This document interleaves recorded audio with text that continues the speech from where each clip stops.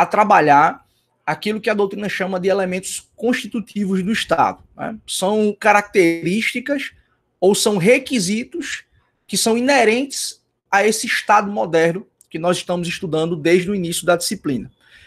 Eu já falei para vocês, né, logo no início, eu mostrei para vocês alguns elementos e disse, olha, existe aqui o elemento humano, o povo, existe aqui o elemento geográfico, o território, o elemento político, a soberania, governo. Né? Tem gente que trata a soberania como um atributo do governo, tem gente que trata o governo como um atributo de soberania.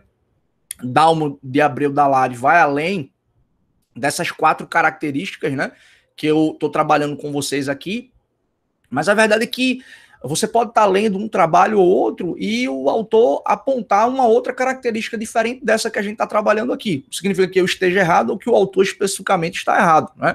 Tem até um professor na época de graduação que dizia, olha, não existe no direito, basicamente, uma classificação certa ou uma classificação errada. Existem classificações úteis e classificações inúteis. Existem determinadas abordagens que o autor quis ali só, né, florear, dar uma classificação acerca de algo que já existia para dar um quê ali de originalidade sobre o tema.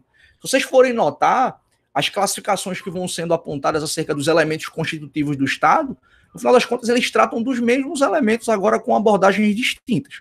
Mas a gente vai se concentrar, ao menos, né, de tratar aqui, conforme já vimos nas aulas passadas, o elemento humano, o povo, o elemento geográfico, o território, e a gente vai discutir aqui também um elemento político, né, a soberania, que se desdobra em governo também. Tá? Então, lembrem-se que essa classificação, esse modo de abordagem aqui, ele pode flutuar dependendo do autor que você esteja lendo.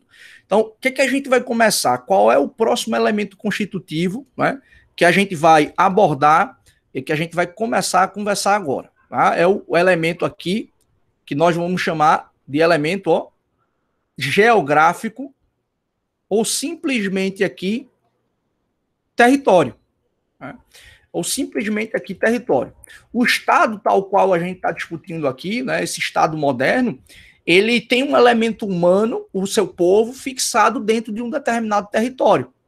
Então, hoje em dia, inclusive, por conta de avanço de cartografia, por conta de avanços da própria ideia de geografia, né, da tecnologia como um todo, a gente acaba tendo um pouco mais de tranquilidade, como regra, obviamente, para identificar os limites de um determinado estado. Nada mais, nada menos, eu estou falando das fronteiras. Hoje é mais tranquilo a gente, numa faixa de terra fixa, dizer qual é o território, né, brasileiro, qual é o espaço geográfico aqui em que está assentado o Estado brasileiro, em que o elemento humano do Estado brasileiro está assentado, e essa defesa, né, do espaço, essa defesa do território nacional, né, ela é feita de diversas formas, por exemplo, através das Forças Armadas, né, através dos órgãos de segurança pública que também fiscalizam e atuam nas faixas de fronteiras aqui no Brasil, que, diga-se de passagem, são imensas. Então, um primeiro elemento aqui que a gente precisa destacar sobre essa ideia de território, basicamente é que a gente tem, pelo menos no que diz respeito à terra física, né, no que diz respeito ao chão, por assim dizer, hoje é muito mais acessível a gente conseguir identificar o elemento, né, o espaço em que está assentado aquele determinado estado, em que o povo, né, o elemento humano ali do estado está fixado, está reunido. É óbvio que a gente tem uma série de discussões, e eu vou avançar daqui a pouco nelas, quando a gente está falando, por exemplo, de disputas territoriais por dois estados soberanos, né, que reivindicam um determinado território, e outro estado vai reivindicar aquele determinado território, seja em razão de um conflito religioso, seja em razão de um conflito étnico, né, em razão de um conflito bélico, né, enfim, pela simples ideia de um expansionismo, de um aumento de um poderio militar, mas pelo menos no que diz respeito à terra, aqui, né, tem sido tranquilo a gente identificar os limites desse determinado espaço, né, desse elemento geográfico aqui, que é o território do Estado. Isso aqui, pessoal, inicialmente, é muito tranquilo para a gente poder apresentar como um conteúdo introdutório. Existem uma série de outras abordagens aqui, né? Deixa eu voltar para cá, poder fazer a projeção. Existem uma série de outras questões, né, que devem ser levadas em consideração acerca do território. Porque o território, ele não é apenas uma faixa, né, de terra fixa no chão em que você consegue apalpar e você consegue ver. A doutrina costuma dizer que essa ideia do território ela deve ser vista a partir de uma perspectiva tridimensional, né? Por exemplo, de analisar aqui a altura, e, portanto, você vai entrar no debate sobre o espaço aéreo de um determinado território, né? Isso aqui a gente vai levar em consideração, por exemplo, a questões relacionadas à própria profundidade, né? Subsolo, os recursos naturais que são encontrados naquele determinado território. E numa lógica de largura também, você vai falar do mar territorial, né? Você vai falar aqui de uma série de questões relacionadas, de fato, à extensão de um determinado território.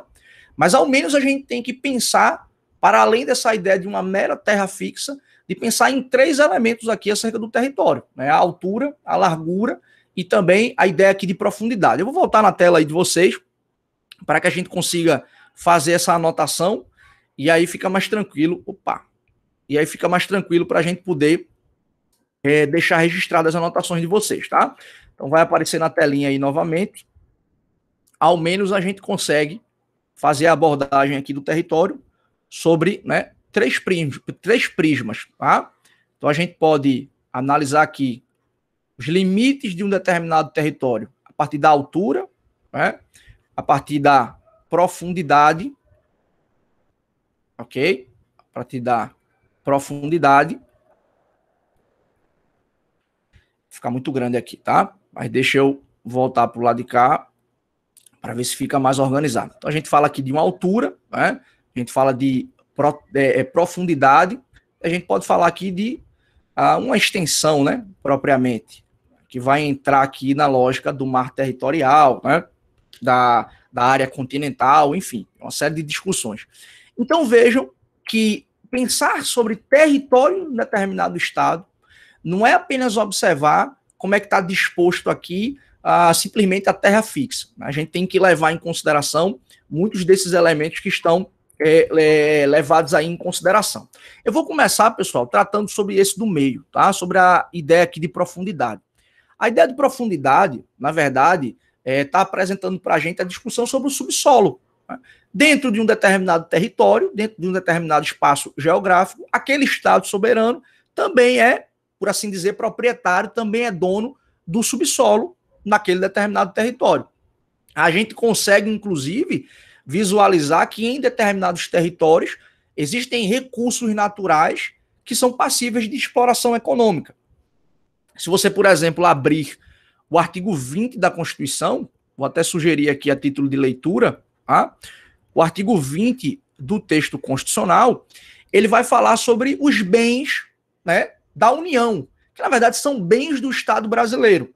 Só que como a gente tem uma federação, né, um modo de organização em que existem focos de poder político, a União tem essa responsabilidade de administrar os bens e os recursos naturais, em sua maioria, dentro do território brasileiro. Óbvio que existem bens dos estados, existem bens dos municípios, mas em sua maioria, né, os bens e os recursos naturais são administrados no Brasil exatamente pela União. Então, é possível, por exemplo, que num determinado subsolo, né, olhando aqui a ideia de profundidade de um determinado território, sejam encontrados recursos naturais passíveis de exploração econômica. Todo mundo aqui já deve ter ouvido aquela discussão sobre os famosos royalties do petróleo. Né? Imagino que vocês saibam disso. Então, se identificou uma área de pré-sal, né, lá no município do Rio de Janeiro, dentro do estado do Rio de Janeiro, portanto, e aquele recurso natural é passível de exploração econômica. Então, o que é que acontece? Existe um parágrafo primeiro, desse mesmo artigo 20 aí, tá? Existe um parágrafo primeiro que você vai ver, que esse parágrafo primeiro diz que onde, né, no território em que estiver sido localizado o recurso natural passível de exploração econômica, esse território, né, no caso o município ou o estado, vai ter direito a um percentual em razão da exploração econômica. Como o bem é da União, a União quem vai administrar, então ela vai explorar o petróleo, por exemplo, vai extrair, vai refinar, vai comercializar. Então, a exploração econômica desse recurso, desse bem natural, comporta um pagamento dos chamados royalties. Né? E a gente tem aqui os royalties do petróleo como um exemplo mais conhecido disso recentemente. A própria jurisprudência, né, do Supremo Tribunal Federal, ela admite, inclusive, que se um recurso natural foi encontrado numa propriedade particular, o particular também tem direito a um percentual decorrente de uma eventual exploração econômica. Vai que você tem uma fazenda e naquela fazenda se descobre gás natural que é passível de exploração econômica. Você pode ter um percentualzinho. Tanto o gás natural quanto o petróleo aqui passível de exploração econômica vai permitir, né, ao dono daquele território, se for o dono daquela propriedade, se for um particular, ou se for um município ou estado, né, vai ter direito aqui a uma participação em decorrência da exploração econômica daquele recurso natural. Então percebam que discutir esse elemento geográfico, esse território, né, de um determinado estado, traz para a gente a preocupação também de identificar o subsolo, os recursos naturais que são encontrados naquele determinado território, naquele determinado subsolo, por exemplo, até porque no mar a gente pode também encontrar, sobretudo na chamada plataforma continental, é possível você encontrar, né, recursos naturais passíveis também de exploração econômica. Mas o que eu quero chamar a atenção de vocês aqui sobre esse elemento é que olhar o território traz para a gente a necessidade de visualizar essa questão da profundidade, de eventuais recursos naturais que são passíveis de exploração econômica. A gente vê diariamente, né, problemas, né, quinzilhas políticas, conflitos políticos e bélicos de países soberanos em razão da tentativa de exploração econômica de um recurso natural que é encontrado em abundância em determinado território, né? A gente sabe que o Oriente Médio sofre muito com esse tipo de guerra, com esse tipo de conflito armado, notadamente em decorrência dos bens naturais que lá são encontrados, né? Uma pergunta que sempre aparece, que é muito parecida com a que a gente vai refletir sobre o espaço aéreo, sobre, né, mar territorial, sobre plataforma continental. É uma pergunta que sempre aparece, que é basicamente o seguinte: qual é o limite, né, desse subsolo? Veja, você não tem como estabelecer um limite, né? Que a ideia aqui, pessoal, de território, ela é muito voltada para a manutenção da soberania, né, e para a manutenção daquele Estado, né? A incolumidade, por assim dizer, a incolumidade, na verdade, né, para usar a expressão correta, de um determinado território, ao ser delimitado, traz a necessidade daquele poder político proteger o território. E aí você pergunta, então qual é o limite do subsolo? Não tem. Qual é a ameaça que pode acontecer de um Estado em relação ao outro através do subsolo? Né? Tem autores até que fazem isso até em tom de brincadeira, que o limite do subsolo é até o centro da Terra. Então, se conseguir o território daquele determinado estado for escavando, até chegar no centro da Terra vai ser daquele determinado estado. Tá? Então, a gente não tem problema com a terra fixa, né? O elemento aqui fixo, digamos, do território, a terra e o subsolo. Existem outros problemas que são levados em consideração quando a gente vai tratar aqui desse elemento territorial. Né? A grande discussão aqui, por exemplo, envolve a própria ideia de altura aqui. Né? Os problemas, na verdade, pessoal, de limitação do território, né? Quais são os limites de um determinado território, contemporaneamente falando, não envolve a delimitação do espaço territorial do ponto de vista físico. Os grandes debates hoje em direito internacional, né, dentro dessa lógica também da teoria do Estado, envolve o próprio espaço aéreo e o mar territorial também.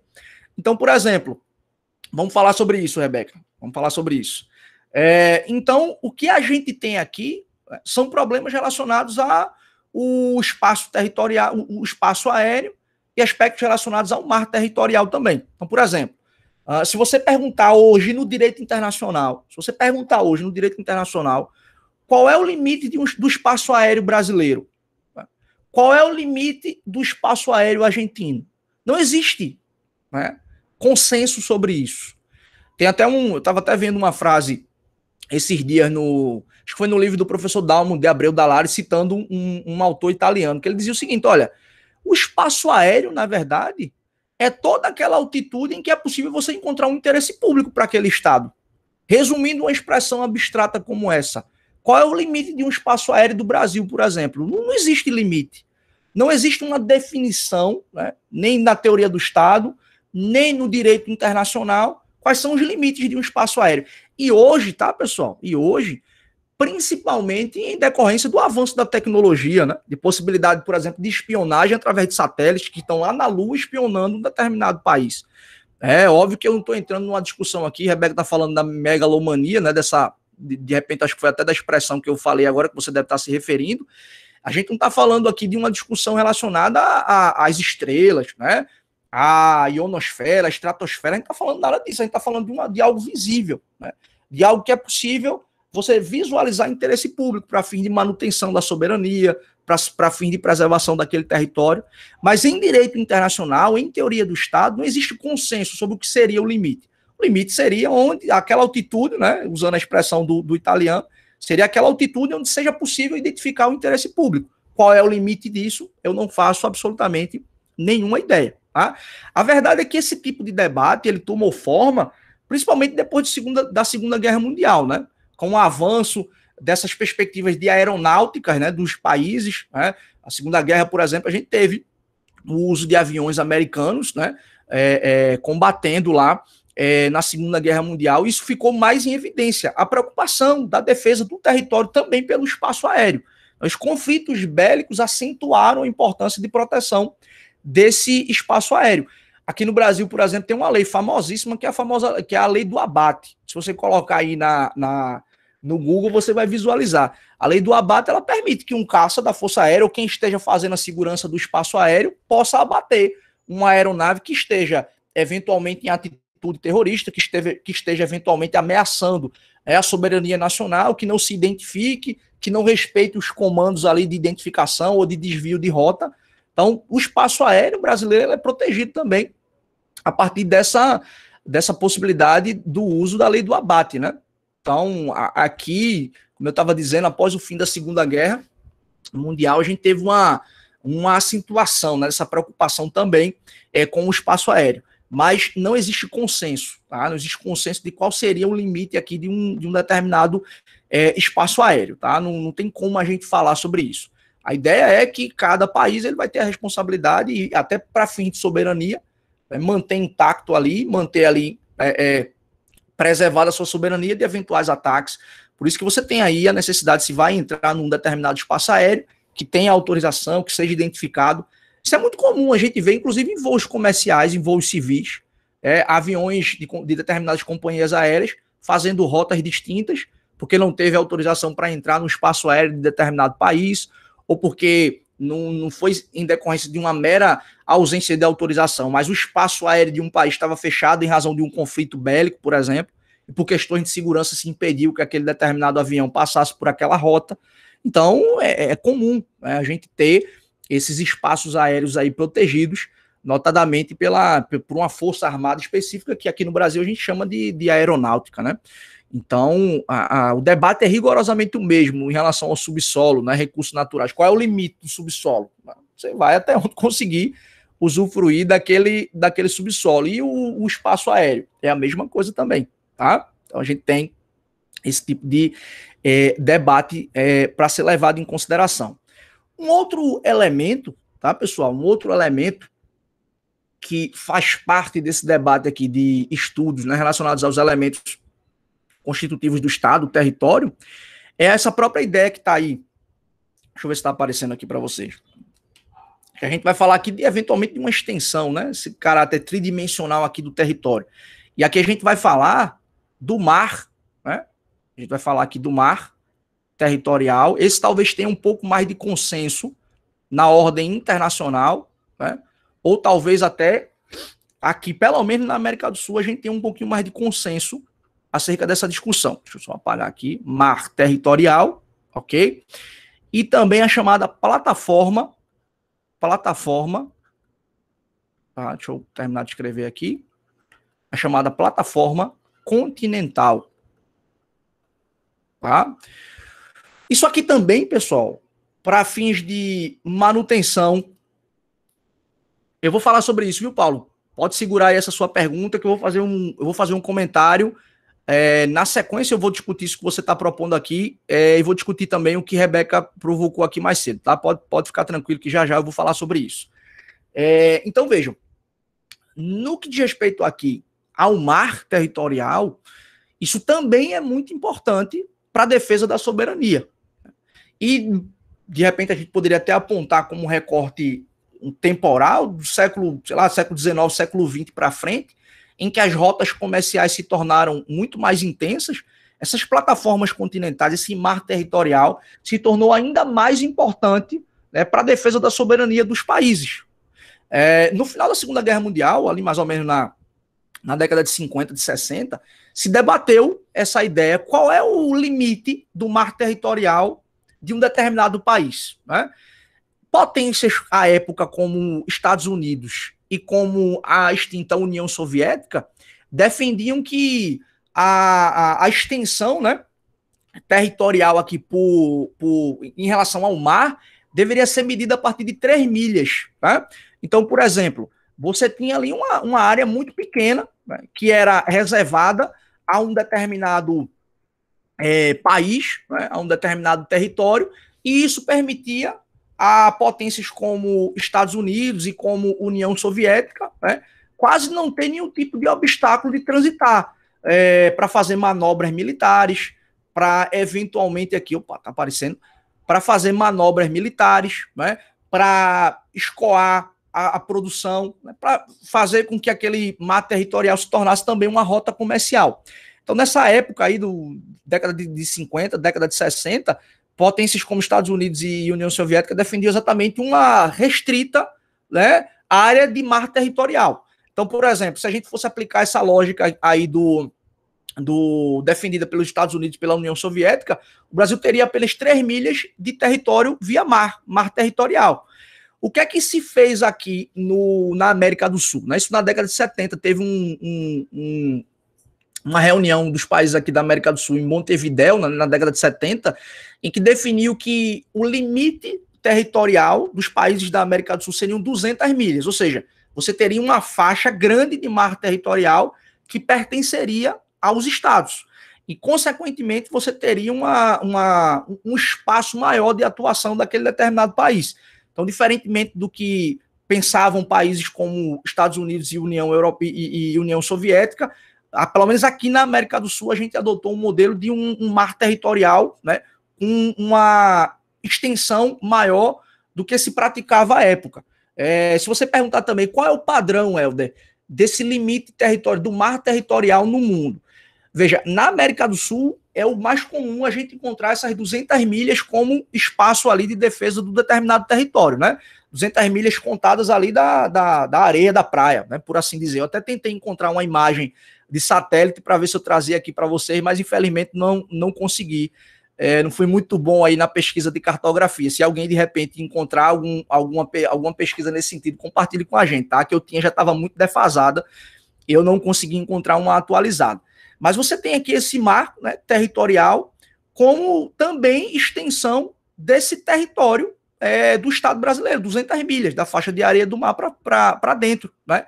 Então, na Europa, por exemplo, nos países que tem costas, obviamente, se fala de 16, se fala de 12 milhas, não existe um consenso, não existe um padrão. Me parece, pelo que é possível a gente pesquisar, pelo que é possível a gente ler, que a região mais padronizada é exatamente a América do Sul. Então, existia um cuidado muito grande, uma preocupação muito grande à época, né?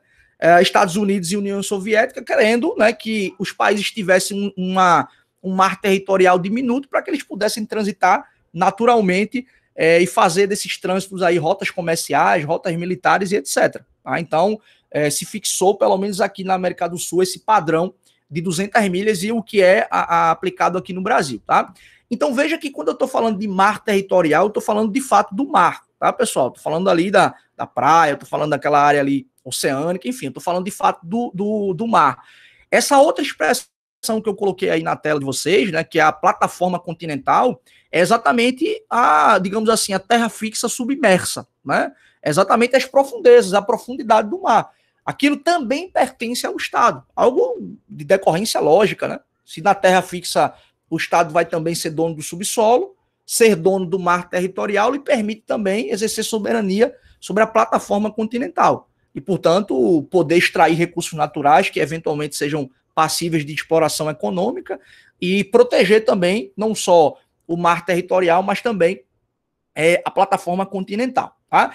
Então, no caso aqui do mar territorial, a gente pelo menos encontra um pouco mais de consenso, né, de delimitação das áreas que pertencem a determinado território. Tá? Pergunta, alguém tem alguma Alguma dúvida acerca dessas questões mais introdutórias que a gente falou até agora? Alguém tem alguma colocação que eu vou entrar exatamente nessas discussões aí? Agora tá tranquilo, professor. Tem algumas discussões aqui que são importantes sobre o assunto, tá? Mas agora eu fiquei com uma dúvida. Ainda temos colônia nos moldes coloniais, ou seja, sem soberania. Cito o Canadá como exemplo. Vamos lá. Existem algumas questões mais complexas, né, para além disso que a gente acabou de falar aqui, de territórios, tá? Existem algumas questões que são, de fato, mais complexas, tá? Vitória, explica de novo plataforma continental. As profundezas, né, do mar. Então, se o Estado nacional, se o Estado brasileiro, ele é dono, né, ele exerce soberania sobre da faixa de areia 200 milhas adentro do mar, né, que esse aí seria o chamado o mar territorial. A plataforma continental é exatamente o que está submerso, né? São as profundezas, o interior, a terra que está dentro do mar. Obrigado, viu, Everton? Acho que é mais tranquilo de compreender assim. Tá? Então, essa plataforma continental é exatamente as profundezas do mar, que também é extensão do território do Estado soberano. Tá? Vejam, minha gente, temos alguns problemas de cunho prático, né, acerca desse debate de limite de território. Né? Por exemplo, Vaticano. Quem aqui nunca ouviu falar sobre o Vaticano? O Vaticano tem, segundo a última pesquisa que eu li, tem 880 pessoas no Vaticano. O Vaticano é um Estado dentro de um Estado. Né? É uma pessoa jurídica de direito internacional, o Vaticano. Ele celebra tratados, acordos, convenções, expede ordens, né, para que a Igreja Católica Apostólica Romana, mundo afora, cumpra aquelas ordens que são expedidas lá pelo Vaticano. E vejam que o Vaticano, né, exatamente, Rebeca, veja que o Vaticano, ele está dentro do Estado italiano. Deixa eu só voltar aqui na telinha para eu poder escrever, que é um conceito bem interessante que a doutrina coloca sobre essa questão de território, né? Ela diz que esse fenômeno, como é o fenômeno do Vaticano, porque, só para tentar ilustrar aqui, tá? Um círculo aqui muito mal feito, mas imagine que isso aqui é o território da Itália, ok? Onde é que está o Vaticano? O Vaticano está aqui dentro. Então, o Vaticano, ele está dentro de um território. Veja que ele está integralmente submerso ou integralmente, né, dentro de um outro território de um país soberano. Então, óbvio que há uma relação hoje muito mais tranquila, uma relação aí que não é adversarial e existe, né, um Estado dentro do outro Estado sem nenhum problema do ponto de vista internacional, tá? Reitero, o Vaticano é um sujeito, né, tem personalidade jurídica de direito internacional, celebra tratados, acordos, convenções. Como a Rebeca destacou aqui, o Papa é considerado o chefe de Estado, porque ele representa, inclusive, no plano internacional, o Vaticano. Tá? O nome desse fenômeno, tá, pessoal, dessas regiões que estão dentro de outras regiões e, portanto, tem soberania, tem território, tem povo e tem um governo soberano, a doutrina chama isso daqui, ó, de enclave. Tá? Então, você tem aqui, dentro de um território, um outro espaço soberano. Tá? Então, a doutrina, você vai ler, por exemplo, no livro do professor Garbossi, ele fala sobre isso. Né? O livro do professor Paulo Bonavides, eles vão falar sobre o que é o enclave. E o grande exemplo, o exemplo mais tradicional para se explicar, é exatamente o Vaticano. Ok? Alguém aqui já foi em Porto Rico, Caribe, né? Mar bonita, mas para que o brasileiro vai para o Caribe se a gente tem aqui Alagoas, né? Para que a gente vai precisar ir para o Caribe? Não sei se alguém aqui já foi para Porto Rico. Porto Rico tem uma situação interessante, né? Por isso o nome que se dá a escolha do novo Papa é conclave. Acho que é por aí mesmo, viu, Rebeca? Porto Rico tem uma situação interessante. Porto Rico tem uma situação interessante. Eu não sei se vocês sabem, mas o porto-riquenho ele tem trânsito livre nos Estados Unidos. Né? É como se Porto Rico fosse uma extensão do território americano. Então, você tem lá a cidadania, né? O porto-riquenho ele pode transitar livremente nos Estados Unidos. Agora, é engraçado que o porto-riquenho ele não tem representação no Congresso norte-americano. O porto-riquenho não vota, por exemplo, para presidente da República lá nos Estados Unidos. Não existe no Congresso americano representante de Porto Rico. Até há cerca de 2, 3 anos houve uma consulta popular lá em Porto Rico nesse intuito de ter uma maior autonomia e uma maior independência, e de fato Porto Rico fosse 100% independente, né? Como é que a doutrina encara esse tipo de fenômeno, né? Que talvez sejam os exemplos que vocês trouxeram aqui mais cedo, tanto Rebeca quanto o Paulo. O que é que a doutrina fala sobre isso daqui, né? Uma espécie de colônia, no final das contas, que você tem. Isso é aquilo que a doutrina chama de Estado, né, não anexado. Ou seja, o Estado exerce soberania em relação a um outro território, mas não anexou definitivamente ao seu próprio território. E aí, se você perguntar, e por quais razões essa anexação não ocorreu? Por N fatores. Pela geografia não ter sido permitida, porque o país é muito longe, por questões políticas, por questões militares. Então, você tem uma série de situações aqui que podem ser levadas em consideração. Então, esse tipo de presença, né, de um país, de um Estado soberano em outro território, isso é possível acontecer também. Né? Isso é possível acontecer por N razões, por um conflito militar, por uma divergência político-histórica, né, por um conflito armado. Então a gente tem uma série de situações aqui que podem ocorrer. Vocês devem ter lido aqui que mais cedo Rebeca chamou a atenção para Guantánamo, né, que é uma prisão norte-americana dentro do território cubano. Então existe esse tipo de relação também que é extremamente complexa, que envolve debate da política internacional, que envolve conflito bélico e que a gente acaba visualizando esse tipo de situação do ponto de vista prático, né? Fala, Rebeca. Oi, prof. Na verdade, se eu falar uma bobagem, me avisa. Por que eu coloquei essa observação aqui? Por isso que se dá o nome de conclave. Porque se olhar direitinho, pensando agora depois das aulas, talvez o sistema de eleição de um novo Papa seja muito semelhante a um sistema parlamentarista. Porque, está entendendo a lógica, cada um dos seus bispos seriam justamente os parlamentares que elegeriam um novo Papa. Então, se nessa questão seria o enclave, né, a questão de você ter uma soberania dentro de um outro país, nós poderíamos talvez fazer uma leitura maior em relação a isso também, do sistema de eleição, entende? Do sistema de eleição do novo Papa ser muito semelhante a um sistema parlamentarista. Faz sentido, é um gabinete escolhendo o chefe, né? Que no caso o parlamentar seria o chefe de governo, né? Mas o Papa ele faz às vezes ali. Eles tomam posições dentro do sistema do Vaticano muito semelhantes aos ministros de governo. Você tem o cara das finanças, você tem o cara da Casa Civil, você tem... Tá entendendo? Porque é um Estado soberano. Sim. Faz sentido. Não é uma analogia que pode ser levada em consideração, né? É muito parecida mesmo. A gente vai... Acho que o segundo assunto da segunda unidade vai ser a gente tratar exatamente esse sistema de governo, parlamentarismo, presidencialismo. A gente vai voltar a discutir esse tema. Mas um outro ponto que eu ia colocar aqui era a questão de que você citou Porto Rico, mas, na verdade, quando eu fiz o comentário lá em cima de Paulo, eu pensei no Império Britânico. E por que o Canadá? Porque o Canadá, ele faz parte do reino, entende? Tanto é que eles chamam assim de Commonwealth, mas, por exemplo, eles têm um primeiro-ministro, eles têm soberania, mas eles nunca pediram independência do Reino Unido. Uhum. Eu não sei se para essas...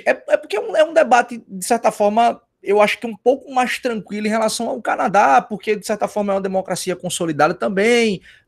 Você tem um sistema judiciário, por exemplo, um sistema parlamentar que, de repente, não reivindica esse tipo de debate, de uma autonomia plena e etc. Talvez seja Nova Zelândia, Austrália, né? Talvez seja algo muito mais simbólico hoje em dia do que propriamente uma imposição, uma violação à soberania do próprio Estado soberano Canadá, né? Eu não...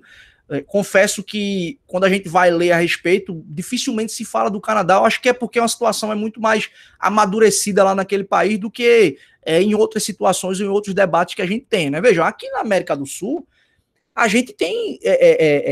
recentemente se comemorou, né, aniversário da Guerra das Malvinas, ou Falklands, aquela batalha naval entre Argentina e Inglaterra. A gente tem aqui, né, Guiana Francesa. Isso é claro o exemplo da colonização europeia, né? Até hoje a gente ainda tem no nosso território aqui na América, se não bastasse nós termos aqui, exceto aqui o Brasil, né? Praticamente todos os outros estados aqui da da América do Sul, e se a gente for expandir um pouco mais a América Latina, né, a maioria colonizados pela Espanha. Então, a França também tentou, veio aqui para o Brasil, Holanda, enfim, toda a história que a gente conhece, a história do processo de colonização e de independência do Brasil. Então, nós tivemos sempre essa interferência, notadamente da Europa, e até hoje a gente tem. São espécies de estados que não foram anexados ao território propriamente do país originário, né? Então, esse tipo de discussão, esse tipo de debate de limite territorial, quando a gente vai olhar para Guantánamo, quando a gente vai olhar para esse caso de Porto Rico, talvez eu considere em menor expressão, mas também a gente pode levar em consideração um debate sobre o Canadá, dentre outros países, esse debate fica um pouco mais complexo, né? Esse debate tem alguns outros elementos. E vejam, tá? Uma outra situação que é uma curiosidade também. A gente, muitas vezes, quando está falando de território, né, de um espaço geográfico de um determinado território, a gente geralmente faz o link de um vínculo dentro daquele espaço geográfico, sempre ligado por terra fixa. Mas tem um caso interessantíssimo, por exemplo, que é o caso do Alasca, nos Estados Unidos. Eu não sei se alguém aqui já visitou o Alasca, né? Já teve alguém que... pensando no Alasca, porque o Alasca e o Havaí. O Havaí ele foi anexado ao território americano por conta da posição geográfica em relação a questões militares. O Alasca é o petróleo. O Alasca, na verdade, foi comprado pelos Estados Unidos no século XIX da Rússia, né? À época, inclusive, se criticou me fugiu o nome dele agora, mas era o secretário de Estado americano no século XIX, quando houve a compra do Alasca, e se criticou, dizendo que aquilo dali não ia trazer nenhum tipo de benefício para o país, que não tinha recurso natural, que não tinha absolutamente nada, e se apostou na compra daquele território, e o território foi anexado, né, ao território americano. Era, de fato, um território, na acepção técnica da palavra, não tinha independência, não tinha autonomia, era administrado pela União Norte-Americana, né, digamos assim, pela esfera federal americana, e só na década de 50 que o Alasca se tornou um estado, né, e aí adquiriu a sua independência, mas faz parte do território americano, mas não é ligado por uma faixa de terra fixa. Você tem uma área completamente diferente, como você lembrou, Rebeca. O Havaí também, né, é um estado que não tem essa ligação por terra fixa, que tem essa importância do ponto de vista militar, do ponto de vista dos recursos naturais, né? Então, o americano, no decorrer da história, principalmente em matéria militar, não faz nada sem que tenha, ou sem que se vislumbre um proveito, no mínimo militar, né? Do espaço territorial. Então, é possível, tá, pessoal, você ter esse tipo de mudança, né? De espaço geográfico. E vejam, só a título de curiosidade, que isso aqui é importante a gente perceber também, tá? Eu não estou falando de modificações de limites dentro de um mesmo território. Em outras palavras, eu não estou falando da impossibilidade, por exemplo, no Brasil, que é um estado federal, você ter, por exemplo, a Paraíba deixando de ser Paraíba e voltar a ser Pernambuco, né? Rio Grande do Norte, Alagoas, Bahia e etc. Porque dentro da lógica do arranjo interno da federação é possível você ter cidades que mudem um pouquinho o seu espaço, que percam uma área em detrimento de outra, estado que tenha diminuição de uma área em detrimento de outra, né? Você tem aqui uma série de discussões que podem ser levadas em consideração. Eu não sei se vocês chegaram a acompanhar isso. Em 2016, por exemplo, teve uma consulta popular, né? Tiveram 2 plebiscitos, na verdade, no Pará. Estava havendo uma movimentação para que o território do Pará fosse desmembrado. Então, o atual território do Pará, o Pará perderia 50%, e esse 50% desse território que seria desmembrado do Pará dariam origem a 2 novos estados, que seria Tapajós e Carajás. E tanto a criação de Tapajós quanto a criação de Carajás em 2016 foram rejeitadas através de consulta popular. Tá?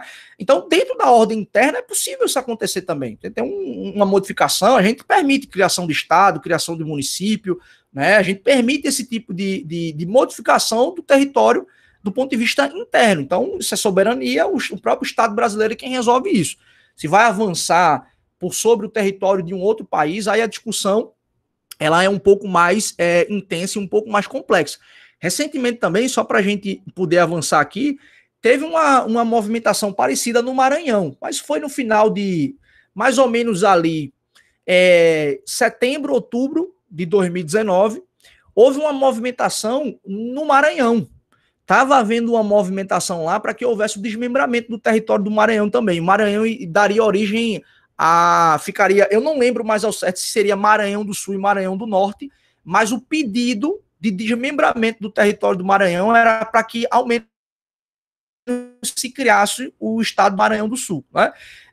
Isso foi despachado pela Assembleia Legislativa do Maranhão, o Congresso tinha autorizado e tinha convocado um plebiscito para que o povo maranhense se manifestasse sobre o interesse ou não por esse desmembramento, mas isso infelizmente nem foi, nem avançou, porque isso iria acontecer no início de 2020, aí tiveram logo ali no final de 2019, início de 2020, os rumores da pandemia, né, já estava se falando sobre pandemia, sobre coronavírus, e aí acabou que esse processo não foi para frente. De repente, se a gente voltar para uma normalidade institucional, tá? Não estou nem falando normalidade de vida, mas se a gente voltar para uma normalidade institucional, de repente esse processo ele ande mais um pouco. Então, o que acontece aqui é que dentro da ordem interna é possível, isso é absolutamente comum.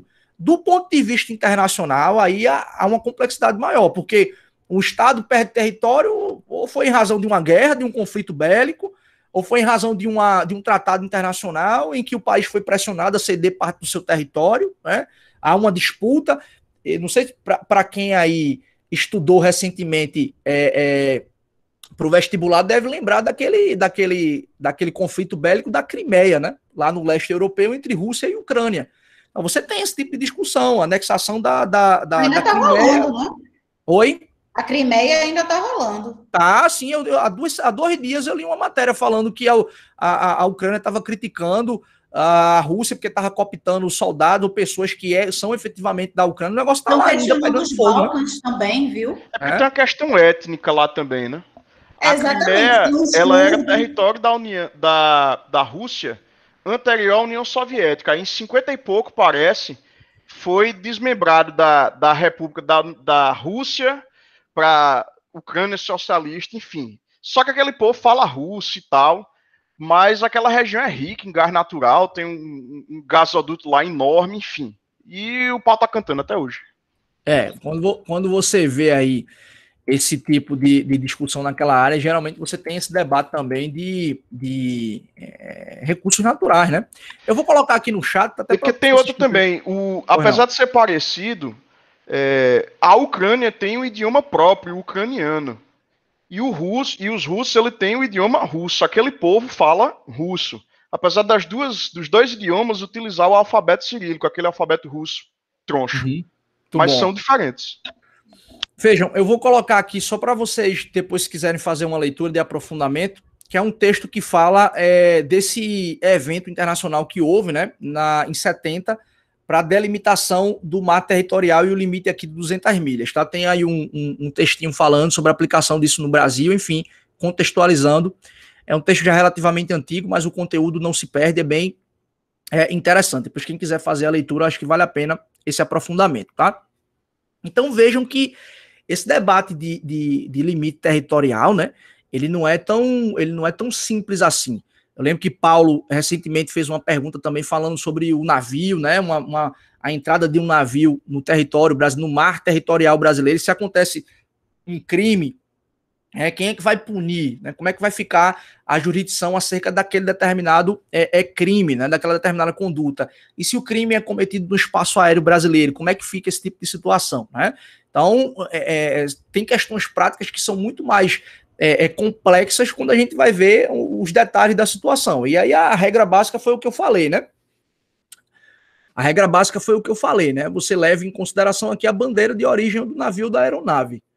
Deixa eu ver o que o Felipe perguntou. Professor, eu pensei que o elemento territorial faria alusão à territorialidade e à extraterritorialidade prevista no CPP. No CP, aliás. Veja, tem discussão também sobre isso. Tá, Felipe? Tem discussão sobre isso. Não sei se a maioria de vocês aqui já tiveram a oportunidade de estudar direito penal, mas existe um princípio que é o chamado princípio da extraterritorialidade. O que é isso aqui? Né? Eu não sei se eu falei isso, foi na turma da manhã ou foi na aula passada. Mas imaginem, por exemplo, que um crime acontece na Argentina, por exemplo. Qual é a possibilidade desse crime que ocorreu na Argentina ser julgado pela jurisdição brasileira? Você pode ficar olhando assim, né? Via de regra, se a gente está falando, Helder, da lei penal, você vai aplicar a lei penal daquele determinado território. Mas há, excepcionalmente, hipótese dessa chamada extraterritorialidade. A regra é a territorialidade, ou seja, vamos aplicar a lei, né, vigente no território de onde ocorreu aquela conduta.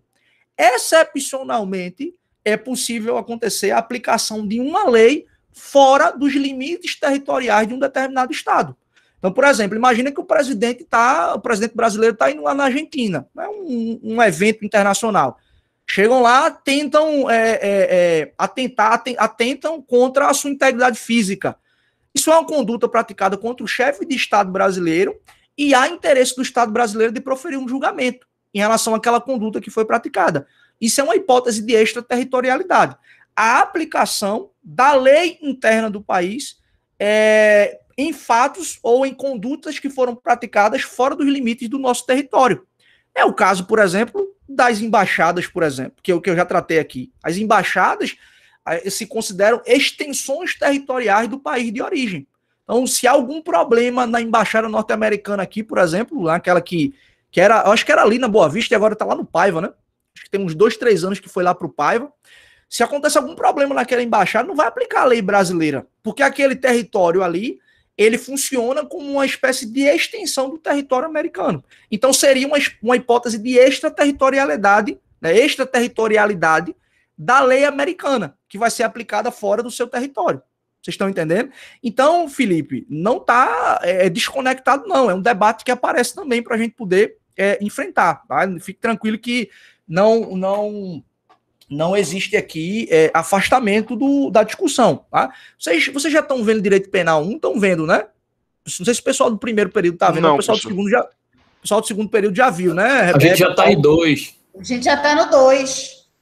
Pronto, então provavelmente vocês devem ter visto isso em direito penal 1, né? Que foi aquela parte inicial ali de princípios do direito penal, né? Extraterritorialidade da lei penal, enfim, né? Aquele princípio o lugar do crime e o tempo do crime, quais são as leis penais que você vai aplicar e etc. Né? Aquelas teorias da atividade, teoria da ubiquidade que vocês aprendem lá no direito penal. Então, é possível sim esse tipo de discussão, tá, Felipe?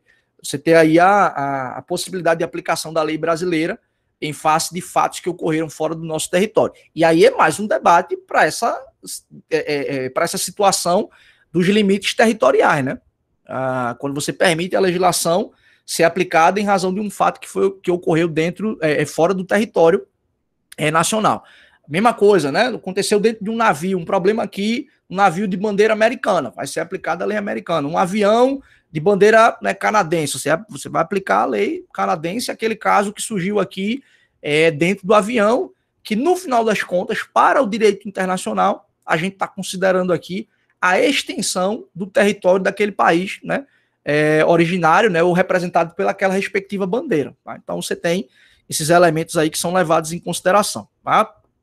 Deixa eu avançar aqui, deixa eu ver se está colocando na telinha de vocês aqui. Pronto. Então, território tem todas essas discussões aí que a gente está tratando. Tá? Tem muita coisa para vocês. Recomendo que, de repente, se puderem, façam algum tipo de leitura sobre o Vaticano, façam algum tipo de leitura sobre essa questão do Alasca e do Havaí, façam algum tipo de leitura aí do relacionado a Porto Rico, que vocês vão ter um pouquinho de noção, né, ou vão aprofundar um pouquinho mais esse debate sobre as questões mais complexas relacionadas a limites territoriais. Tranquilo?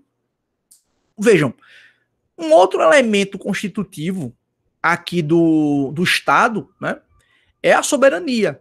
É aquilo que a gente vai falar de soberania. Deixa eu voltar para cá, para a gente poder fazer uma anotação aqui também. Tá? Então, um outro elemento aqui que a gente precisa observar acerca do elemento constitutivo do Estado é exatamente a ideia de soberania. Tá? Lembrem-se, com o advento do modelo de Estado liberal, a gente tem uma soberania aqui que não é ilimitada. Ela tem algumas repercussões, tá? Mas a soberania aqui, ela não é ilimitada. Ela é limitada pela ordem interna do país, ela é limitada pela ordem internacional, né, pela Carta de Direitos de um país, pela Constituição de um país, pelos tratados internacionais. Então você acaba tendo, né, uma ideia de soberania aqui limitada. Não é aquela ideia ilimitada do Estado absolutista, não. Tá? A perspectiva de soberania, ela é efetivamente limitada.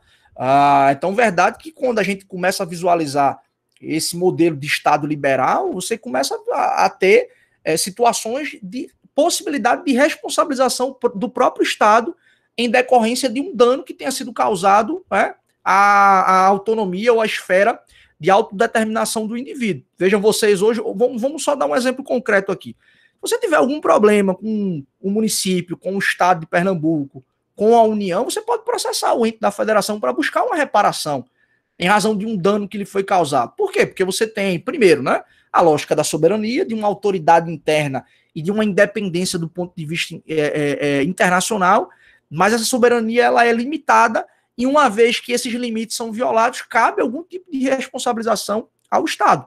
Então, veja o Estado brasileiro, por exemplo. Não só os entes da federação, do ponto de vista interno, são responsabilizados, mas o Estado brasileiro como um todo é responsabilizado de vez em sempre na Corte Interamericana de Direitos Humanos, por exemplo, né? Crimes que foram praticados na ditadura militar, aquele caso do Vladimir Herzog, da guerrilha do Araguaia. Você tem uma série de responsabilizações. Por quê? Porque a ideia de soberania ela não é ilimitada. Existem limitações, tanto do ponto de vista interno quanto do ponto de vista externo. Tá? Então, a gente precisa levar isso em consideração. Paulo, recentemente o Papa reduziu o salário do Vaticano por conta da pandemia, sem consultar o governo italiano, mas não precisa, né? O Vaticano é o Vaticano. O Vaticano é o Vaticano, não deve pedir autorização ao governo italiano, como eu falei, é um sujeito de direito internacional, tem lá a sua soberania, tem a sua independência, e dentro da ordem interna ali, o pontífice toma as decisões enquanto chefe, né, supremo daquele país, tá? Lembre-se disso também, pessoal. É muito comum a gente ficar falando só para não perder o raciocínio, é muito comum a gente ficar falando de limite territorial, falar de Estado, e parece que é algo automático a gente fazer alusão a estados que têm extensas faixas de terras. Aí você vai falar da Rússia, vai falar dos Estados Unidos, vai falar do Brasil, etc. Mas existem países que são microscópicos, né? Como é o caso do Vaticano. Eu lembro que, quando eu era pequeno, né, pequeno não, mas até mais ou menos uns 5, 6 anos, quando eu tinha um pouquinho de tempo livre, eu acompanhava muito Fórmula 1. Gostava. Lembro até hoje minha mãe chorando quando a Ayrton Senna morreu. Eu era muito pequeno, assim, eu não lembro do hino da vitória, lembro de algumas corridas dele, principalmente na chuva, mas não tenho uma memória muito viva da carreira toda de Ayrton Senna, né? Mas eu lembro da minha mãe chorando, era muito fã dele, etc.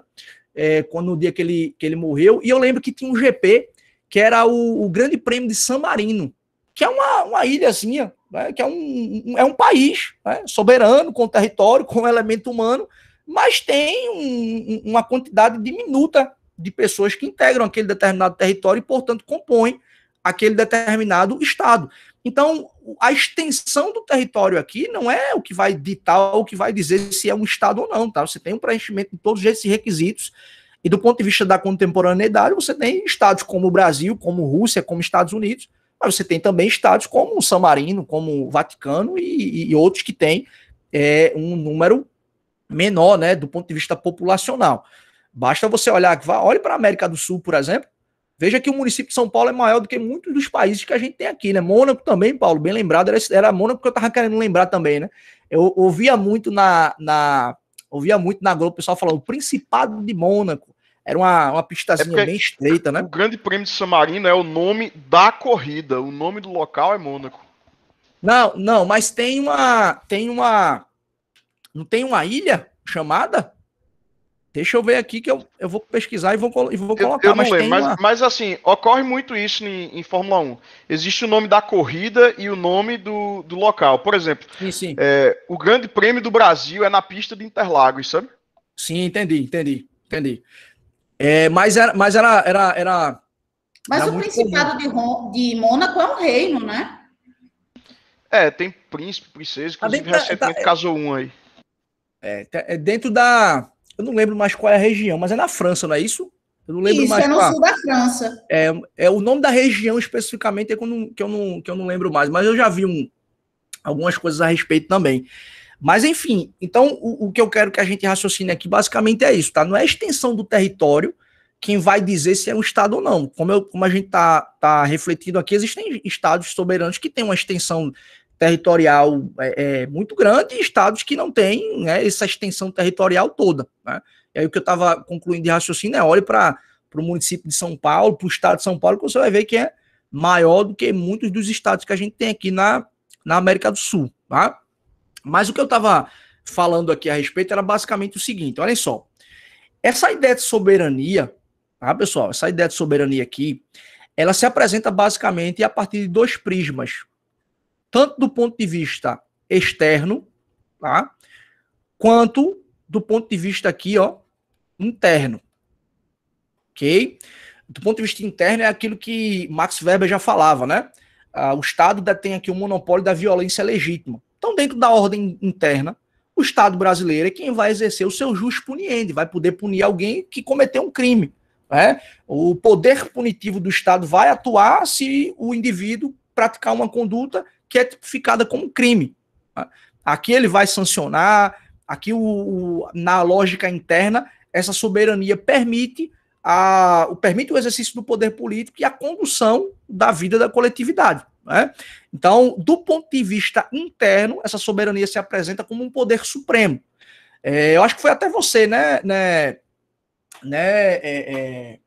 Rebeca, que deve ter falado alguma coisa sobre poder paralelo no Estado, logo no início da disciplina, não lembro ao certo se você tinha citado algum documentário, mas dentro da ordem interna, você tem a soberania, o Estado, né, como detentor da violência legítima, com essa capacidade de impor e de conduzir a sociedade e de estabelecer o regramento jurídico para as relações sociais. Óbvio que dentro dos países você vai conviver com poderes paralelos, principalmente com países que têm, por exemplo, o tráfico de drogas, o crime organizado instalado, né? A gente viu isso acontecer, por exemplo, na Colômbia, a gente viu isso acontecer na Itália, a gente viu isso acontecer no México, né? O Brasil tem um intenso debate por conta do Rio de Janeiro, mas a lógica do ponto de vista teórico aqui é que na ordem interna o Estado soberano é quem exerce esse monopólio aqui da violência legítima, né? E é a maior autoridade. E do ponto de vista interno, tá? Aliás, do ponto de vista externo, o pressuposto aqui é que o Estado, detentor de soberania, ele se relaciona de modo independente com os outros países. É óbvio que a gente sabe que do ponto de vista fático, do ponto de vista real, da vida real, existem países que são subservientes a outros países. Mas, em tese, a ideia de soberania aqui, ela pressupõe uma independência nas relações internacionais. Ela pressupõe que o Estado, por exemplo, brasileiro, quando vai celebrar um acordo ou um tratado internacional com um país ou com um conjunto de países, vai se apresentar como independente e, portanto, é capaz de manifestar a sua vontade e não ser coagido a cumprir algo que ele não tem vontade de cumprir. Então, o que a gente consegue visualizar aqui na soberania, né, é essa independência para as relações internacionais, independência. Rapaz, eu estava notando esses dias, só um parênteses aqui, tá? Eu estava revendo a aula que eu dei para vocês aqui sobre nacionalidade, e com certeza vocês devem ter notado isso, ninguém me avisou. Eu estava falando sobre jus solis e jus sanguíneos, eu escrevi sanguinário. Vocês não viram isso não, pessoal? Me fizeram passar um papel de besta aqui, eu escrevi um negócio completamente errado, não sei nem o que foi que eu estava pensando. E aí, rapaz, eu escrevi o nome errado, eu estava falando de jus sanguíneos aqui, escrevi sanguinário na tela aqui. Às vezes a gente está raciocinando aqui, está refletindo. Oi? Quem vai dizer que o senhor está errado aqui, professor? Não, meu amigo, é verdade. Rapaz, nós somos pares, a gente está aqui para aprender juntamente, entendeu? Mas aí a gente não sabe. Aí, não, eu botei a mão... ênfase nessa parte. Como é que eu sei que tá errado se eu não sei nem o que é certo? Eu disse, eu botei a mão na cabeça, eu digo, meu Deus do céu, eu escrevi sanguinário, bicho, que negócio maluco é esse? Eu fiz aqui, eu fiquei rindo sozinho, vendo o conteúdo da aula. Eu tive vontade de avisar vocês no grupo quando eu fui postar a aula, mas eu vou deixar, depois eu comento com eles na aula, mas foi muito engraçado. Eu olhando, porque às vezes eu tô escrevendo aqui, um dia desse eu entrei em choque, eu tava vendo uma aula minha do ano passado, aí eu escrevi a palavra exceção. Aí botei isso, cedilha e tal. Aí na hora eu fiquei parado assim, olhando, meu Deus do céu. Exceção com 2 S. Eu pronto, tô virando analfabeto aqui, não é possível, me soou estranho. Aí eu fiquei com a mão na cabeça, não é possível. Eu botei o dicionário online e falei, não, pô, exceção é pra ser cedilha, eu escrevi certo. Mas a gente fica nessa paranoia, raciocinando aqui, né? Mas é comum, relaxa. É porque não, claro. São bombardeados de informação que muitas vezes dá um branco mesmo. Claro. Olha, eu tô aqui. Eu tô aqui, tô preocupado com o microfone, preocupado com a câmera, olhando o chat, olhando vocês aqui levantando a mão e às vezes dá um bug na cabeça, você tem um monte de informação para conseguir administrar e uma outra coisa sai errada. Se você vê, pessoal, tal, que tem a borrachinha aqui pra gente apagar, entendeu? Não é nada aqui inapagável não, pessoal. Pode avisar aí que comigo não tem esse tipo de problema não, tá? Então, olha aqui, ó. Soberania do ponto de vista externo, né, representa a independência aqui, né, do Estado nas relações internacionais, ok? E do ponto de vista interno aqui, a gente está falando de um poder supremo, né? Aquilo que a doutrina também fala de exercícios do poder de império, né? A determinação de obrigações, imposição de determinadas diretrizes, né? Então você tem aqui essas duas manifestações. Eu vou até mostrar para vocês, né? A própria Constituição, no artigo 1º, ela já fala sobre soberania, tá? Ela já fala sobre a ideia de soberania, que a gente identifica aqui, isso que a gente está discutindo. Deixa eu fazer aqui eu vou compartilhar com vocês aqui. Cadê? Constituição. Pronto, vai aparecer para vocês aí, ó. Texto na Casa Civil, texto da Constituição. Aqui tem o chamado preâmbulo, né? Para quem não sabe o que é o preâmbulo é uma porta de abertura, né? É uma entrada solene no texto constitucional. O preâmbulo, ele na verdade sintetiza o espírito da Constituição. Basicamente, tudo que você vai encontrar ao longo do texto constitucional, você tem a síntese aí nesse preâmbulo, tá? Não é propriamente a parte dogmática da Constituição, mas é de fato uma porta de entrada, uma abertura, é o início desse mergulho no texto constitucional a partir exatamente desse preâmbulo. Aí o preâmbulo vai dizer, né? Nós, representantes do povo brasileiro, reunidos em Assembleia Nacional Constituinte para instituir um Estado democrático, destinado a assegurar o exercício dos direitos sociais e individuais, a liberdade, a segurança, o bem-estar, o desenvolvimento, a igualdade, veja, né? É uma síntese, né? É a justiça como valores supremos de uma sociedade fraterna, pluralista e sem preconceitos, fundada na harmonia social e comprometida na ordem interna e internacional com a solução pacífica dos conflitos, promulgamos, sob a proteção de Deus, a seguinte Constituição da República Federativa do Brasil. E aqui vejam, né? Você tem um artigo 1º do texto constitucional que ele já vem e estabelece a República Federativa do Brasil, formada pela união indissolúvel dos estados e municípios e do Distrito Federal, constitui-se em Estado democrático de direito e tem como fundamentos, olha aqui, ó, primeiro fundamento da República Federativa do Brasil, a soberania. Ou seja, o legislador constituinte, ele incluiu no texto constitucional, ele reforçou a ideia de que na ordem interna, né, o Estado brasileiro exerce esse poder supremo e do ponto de vista externo, a gente tem aqui essa relação de independência do Estado brasileiro se relacionando com outros estados soberanos. Né? E se você avança, só a título de curiosidade também, esse artigo 4º aqui, ele é bem interessante porque ele fala sobre os princípios que regem o Brasil nas suas relações internacionais. Então, aqui vai falar de prevalência dos direitos humanos, de defesa da paz, de autodeterminação, né, dos povos.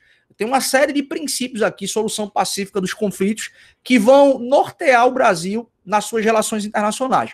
Por isso que em algum momento eu devo ter falado aqui, quando eu citei aquela animosidade existente entre o governo Bolsonaro em 2019 com o governo venezuelano, né?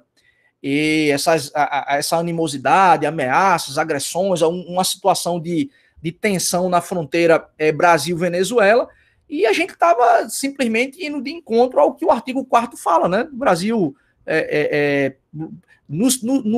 nas relações internacionais, os princípios que vai lhe orientar exatamente a solução pacífica dos conflitos, na defesa da paz, prevalência dos direitos humanos e etc. Então, voltando, o próprio artigo 1º, ele já fala da ideia de soberania, né? Reforçando essa lógica na ordem interna e na ordem externa, ok? Algumas questões aqui para a gente pontuar, tá? Algumas questões aqui que são importantes para a gente pontuar. Existem muitos debates, além dos que a gente já tentou suscitar aqui, sobre soberania, sobre território, né? Tem um debate que vem acontecendo, por exemplo, na Europa, em decorrência da União Europeia. A perda, né, de modo cada vez mais acentuado, né, da soberania dos países em detrimento de uma união regional. Então, o que é que a gente tem lá na União Europeia? Existe um parlamento europeu, existem leis que são criadas por esse parlamento europeu e que são aplicadas em todos os países que fazem parte da União Europeia. Então, muitas vezes você tem um conflito entre a ordem interna de um país e a ordem externa. No caso da União Europeia, esse debate foi muito levado em consideração por causa do Brexit, né, que ocorreu lá na Inglaterra, a saída da Inglaterra da União Europeia. E se debateu muito isso. Muitas leis aprovadas pelo Parlamento Europeu que eram conflitantes com as leis internas, né, com as leis da própria Inglaterra. Então, esse debate de soberania aqui, ele tem sido levado em consideração por conta desse agrupamento, dessa maior integração regional que tem acontecido, e que talvez o maior exemplo hoje que a gente possa visualizar seja exatamente a União Europeia, né? A globalização também, você tem cada vez mais acordos bilaterais, acordos comerciais, em que você tem a entrada e a saída de produtos, né, que movimentam a economia, sem nenhum tipo de entrave. Você tem determinadas situações que fazem com que um país ele praticamente perca a sua identidade cultural em detrimento de consumo de bens, de produtos e de serviços que são decorrentes de outros países. Então, principalmente na Europa, né, nesse debate sobre a União Europeia, tem sido muito levado em consideração esses conflitos existentes entre a lei aprovada pelo Parlamento Europeu e as leis, né, internas que são aprovadas por cada país. E isso traz para a gente um outro debate também, né? A própria ideia dos tratados internacionais, pessoal. Tratado internacional é um documento, é um acordo, é uma convenção, né, é uma manifestação de vontade de um Estado soberano de aplicar em seu território um determinado tratado. E aí, qual é a grande discussão aqui? Muita gente levanta essa hipótese de uma violação à soberania de um país quando você tem um tratado internacional que é incorporado naquele país e, de alguma forma, aquele tratado conflita com a legislação interna. Existem situações até de um tratado internacional conflitar com a Constituição de um país. Aqui no Brasil aconteceu isso, né? Naquele caso que eu já devo ter falado para vocês aqui, do depositário infiel. Via de regra, em 99% dos casos, você é preso se você cometeu um crime ou estiver sendo investigado, tiver ali uma prisão provisória, etc. Mas existem, na Constituição, 2 prisões que podem ocorrer sem que haja a prática de um crime. É aquela ideia do inadimplemento, né, inexcusável de pensão alimentícia. Então, um fulano que atrasou ali o pagamento de uma pensão alimentícia sem justificativa, né? E também a ideia do depositário infiel. É alguém que recebeu uma incumbência de um juiz, você vai tomar conta desse carro aqui, porque está havendo uma discussão em juízo de quem é o proprietário. Você tem que cuidar, em tal dia você vai devolver o carro e ele tem que estar incólume, você tem que ter mantido aqui a integridade da propriedade, etc. E você vende o carro, destrói, bate o carro, você pode ser preso, né? Ou pelo menos a Constituição previa a prisão do depositário infiel. Aí você tem o Pacto de São José da Costa Rica, que foi incorporado no Brasil na década de 90, ele é do final dos anos 60, mas ele foi incorporado no Brasil na década de 90, que permite prisão civil apenas em decorrência do inadimplemento inexcusável da pensão alimentícia, e proíbe a prisão do depositário infiel. Aí eu já até falei para vocês aqui sobre esses status aqui de tratados internacionais, mas você tem. Isso aqui serve para ilustrar a ideia de que existem tratados internacionais que muitas vezes são conflitantes com a ordem interna de um país. E aí, como é que fica isso, né? Tem muita gente que tem debatido essa flexibilização, essa diminuição da soberania de alguns países, ou dos países que se submetem a esse tipo de convenção, esse tipo de tratado. Só que, por outro lado também, né, pessoal, o país é independente, a soberania, ela tem essa manifestação do ponto de vista externo, do ponto de vista das relações internacionais, e o que a gente visualiza aqui? Né? O tratado internacional ele não é incorporado automaticamente na ordem jurídica de um país. Existe toda uma complexidade. O presidente tem que ir lá dizer que tem interesse, né? O presidente brasileiro na condição de chefe de Estado, por exemplo. Ele vai lá e diz que tem interesse. Se for um tratado que versa sobre direitos humanos, esse tratado tem que ser votado no Congresso Nacional, 2 vezes na Câmara, 2 vezes no Senado, né? Tem que se votar através de um quórum altíssimo de 3/5. E aí, depois dessa aprovação na ordem interna, da incorporação na ordem interna, para valer realmente o tratado internacional, o presidente tem que voltar lá e dizer, olha, tá aqui, ó, tá confirmada a incorporação na ordem interna do meu país, o tratado internacional. Então, quando o país, óbvio, né, não estou desconsiderando aqui a hipótese de uma pressão política, de uma pressão econômica. Mas incorporar um tratado internacional numa ordem jurídica demanda a manifestação de vontade do determinado país. Tem um caso bem famoso, não sei se vocês sabem disso, mas os Estados Unidos, por exemplo, participou do acordo, né, que os países celebraram para diminuir a emissão de gás carbônico na atmosfera, né, para tentar combater o aquecimento global e etc. E engraçado é que, à época, o presidente era Bill Clinton. Ele foi lá, né, salvo engano, esse evento ocorreu na França, mas ele foi, né, salvo o melhor juízo, ele foi, disse que o Estado americano se comprometia, né, com aquilo que o tratado estava estabelecendo, de tentar preservar a atmosfera e de impedir esse aquecimento global. E aí, quando veio para o Congresso americano voltou, só que não deu tempo dele ratificar, do ponto de vista externo, que o tratado tinha sido incorporado no Estado americano, né, no país Estados Unidos da América. Ele sai, e quem é que o sucede? Exatamente George W. Bush. E nunca aconteceu essa nova fase de confirmação desse compromisso americano, né, de tentar preservar, de tentar diminuir a emissão de gás carbônico na atmosfera e etc. Por quê? Porque é um processo complexo. Nem Bush manifestou vontade, nem Barack Obama, nem o Donald Trump, e agora o John Biden também está muito no início, né, e está um contexto de pandemia, então talvez existam outras prioridades lá no Estado americano. Mas por que eu estou falando isso? Porque é um processo complexo, não é tão simples assim. O Estado, e eu penso dessa forma, incorporar um tratado internacional na ordem jurídica é manifestação de soberania, né? O país está ali manifestando a sua vontade, as instituições se movimentam do ponto de vista interno. Então veja que você tem a participação do chefe do Estado, né, do presidente da República, você tem a participação do Congresso Nacional, né, na aprovação de um tratado de direitos humanos. Então existe uma complexidade aqui, né? Existe uma sucessão de fatos e de fases que precisam ser levadas em consideração para que um tratado internacional comece a produzir efeitos numa ordem interna. Mas esse é um debate que tem aparecido bastante aí quando a gente está falando de soberania, né, de território e etc. Deixa eu só mostrar para vocês aqui um dispositivo, só a título de curiosidade, tá? Porque eu falei aqui de União Europeia e etc. Estão vendo aqui, né? Parágrafo único do artigo 4º da Constituição. Esse parágrafo único ele diz assim: a República Federativa do Brasil buscará a integração econômica, política, social e cultural dos povos da América Latina, visando a formação de uma comunidade latino-americana de nações.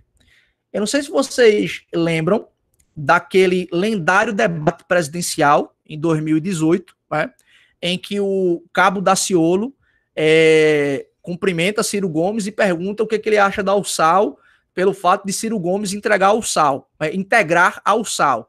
Ciro Gomes responde a ele dizendo que era um prazer conhecer o destacado Cabo Daciolo, mas ele conhecia o Cabo Daciolo, mas ele não fazia ideia do que era o SAL. Isso tinha sido uma expressão que uma cientista política tinha brincado numa determinada entrevista, ela falou sobre essa ideia de Ursal, e de alguma forma ou o próprio Cabo Daciolo ou algum assessor foi lá e jogou aquilo num debate presidencial. Mas, na verdade, quando a autora brincou falando sobre essa ideia de Ursal, ela estava discutindo esse parágrafo aí, né, que permite uma maior integração entre os países da América do Sul. Foi esse dispositivo aí que incentivou e fundamentou a atuação do Brasil na formação do Mercosul. Veja que o texto não está falando de criar um país apenas, um país gigante, a União das Sociedades Latino-Americanas, a União das Repúblicas Socialistas Latino-Americanas. Eu acho que era mais ou menos isso que significava a Ursal. Mas, na verdade, o que o texto constitucional impõe é uma maior interação, né, uma maior integração do ponto de vista econômico, do ponto de vista político, do ponto de vista social.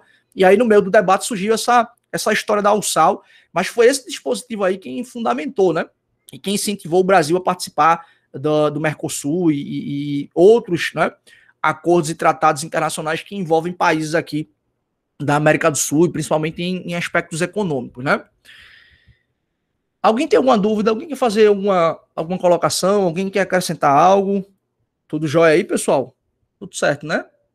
Rapaz, tá um mosaico tão bonito aqui na minha frente. Tranquilo, beleza, né? Então, eu vou fazer o seguinte. Danilo, você tá com o microfone ligado? Quer falar alguma coisa? Não sei se é só por engano aí. Não, eu professor, vou... é por engano. Oi? É por engano. Eu tô com ele ativado, mas meu microfone tem um botão de mutar, eu muto ele. Ah, tranquilo. Por isso que eu não tava, só tava vendo que ele tava aparecendo ligado, mas não tava saindo som nenhum. Então eu vou aqui parar a nossa gravação, tá certo? E a gente vai